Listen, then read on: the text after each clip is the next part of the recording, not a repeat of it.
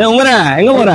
பக்ரீத்துக்கு ஆடு வாங்க போறேன்டா. ஆடு வாங்க போறியா? ஆமா. வாடா, எனக்கு தெரிஞ்ச அண்ணா இருக்கிறாரு, அவர் வாங்கி ரேட்ல நல்லா வாங்கி தருவியா? வாங்கி தரேன், வாடா. சரி வா, உட்காரு வா. இதை கேன் வச்சுட்டு வர. சீக்கிரம் வா, சீக்கிரம் வா.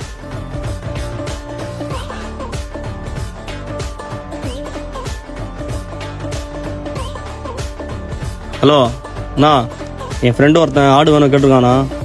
ஆமாம், வீட்டாண்டு கூட்டின்னு வரேன். எனக்கு கமிஷன் என்ன இருக்கு கொடுத்துருங்கண்ணா. சரியா? நீங்கள் அங்கே இருங்க, வர இருங்க.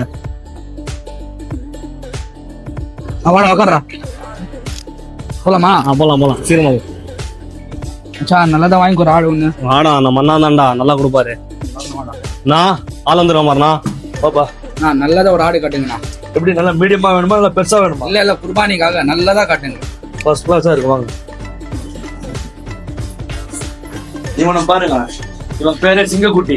சும்மா கன் மாதிரி இருப்பான். எவ்வளோண்ணா இது? 60,000 ரூபாய் கொடுங்க. நோ, நானும் 60,000 ரூபாய் கம்மியாக சொல்கிறேன். 60,000 ரூபாய் கம்மியா உனக்கு? டேய், இதுல என்னதான் இருக்கு? ஒரு முடியதான் இருக்கு, கறி கூட இல்லையடா. அட தேவையில்லாத பேச்செல்லாம் வேணாம்ப்பா. என்ன தர ஃபைனலா நீ? ஃபைனலா நான் 45,000 ரூபாய் கொடுப்பேன். 45 கிலோ வராது. ஒரு அடிச்சு சொல்லுப்பா. இல்ல 1 ரூபாய் கூட அதிகமா தர மாட்டேன். 45,000 ரூபாய் அவ்வளவுதான். 45 வராது. ஃபைனலா என்னதான் தர? இல்ல 45 லாஸ்ட் டேய் தம்பி, உன் கமிஷன் போச்சுன்னா 45 எனக்கு வந்துடும், வாங்கிட்டா. கமிஷனா? தெரியும்டா. டேய், ஃப்ரெண்டு கிட்டே வாடா, கமிஷனை வாங்குற. ஏண்டா இந்த மாதிரி டோகரின் தலையெல்லாம் கூட்டிட்டு வந்து ஆட்டை அசிங்கம் பண்ணிருப்பியா நீ?